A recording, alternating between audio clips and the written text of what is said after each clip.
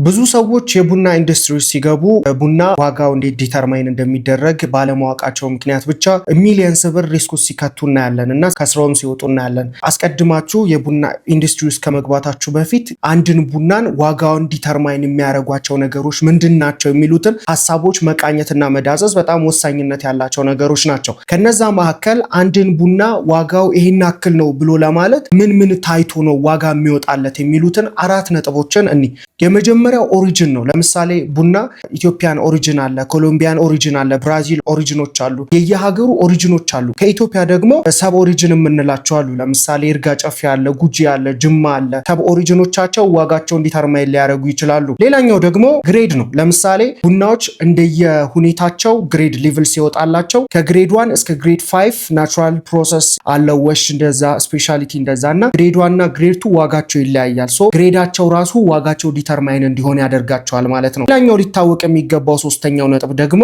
ፕሮሰሱ ነው። ቡናው በምን አይነት ፕሮሰስ ውስጥ ያልፋል የሚለው ነው። ለምሳሌ ሜጀርሊ ኢትዮጵያ ውስጥ የሚሰሩ 3 አይነት ፕሮሰሶች አሉ። የመጀመሪያው ናቹራል ፕሮሰስ አለ፣ ወሽድ ፕሮሰስ አለ፣ ስፔሻሊቲ ኮፊ ፕሮሰስ አለ። እነዚህ እንደየፕሮሰሳቸው እና እንደየግሬዳቸው እና እንደየኦሪጂናቸው ፕራይሳቸው ዲተርማይን ይደረጋሉ እና እነዚህ ማተሮች የአንድን ቡና ዋጋ ዲተርማይን ሊያደርጉት ይችላሉ። ሌላኛው የመጨረሻው የቡናን ዋጋ ዲተርማይን ሊያደርግ የሚችል ትልቁ ፖይንት ሪሌድ ማርኬቱ ነው። ለምሳሌ በኒውዮርክ ማርኬት ላይ እነዚህ ቅድም የዘረዘርኩላችሁ ቡናዎች ዋጋቸው በተለያየ አይነት መንገድ ዲተርማይን ይደረጋሉ።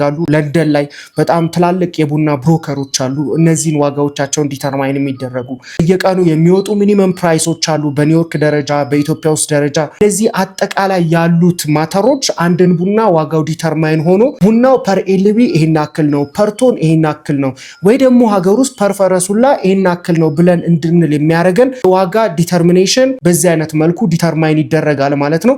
ለማንኛውም እነዚህን ሀሳቦችና ሌሎች ሰፋፊ ሀሳቦችን በጃንዋሪ 12 ለንቃኝ ቀጠሮ ይዘናል። በጣት የሚቆጠሩ ቀናት ነው የቀሩት ክላሱ ሊጀምር። እንግዲህ ፈጥናችሁ መመዝገብ የምትፈልጉ ሞር ስለ ቡና ኢንዱስትሪ ያውቃችሁ ቡና ኢንዱስትሪ ውስጥ መስራት የምትፈልጉ ራሳችሁን አፕሩቭ ማድረግ የምትፈልጉ ካላችሁ ስልካችን ባዮ ላይ ስላለ ከዛ ቴሌግራም ላይ ተመዝገቡ። ለ2 ሳምንት አብረን ጊዜ የምናሳልፍ ይሆናል። ኦንላይን ከየትኛውም ቦታ ሆናችሁ ተመዝግባችሁ መማር ትችላላችሁ። ፍራሊንክ ቢዝነስ ሶሉሽን ይሄን ቪዲዮ ይጠቅመዋል ብላችሁ የምታስቡት ጋር ሼር አድርጉት። ደግሞም ለ10 ሰው ነፃ የክላስ እድል ሰጥተናል። ከእናንተ የሚጠበቀው ከዚህ በፊት የሰራሁት አንድ ቪዲዮ አለ፣ ሄዳችሁ ያንን ቼክ አድርጉት።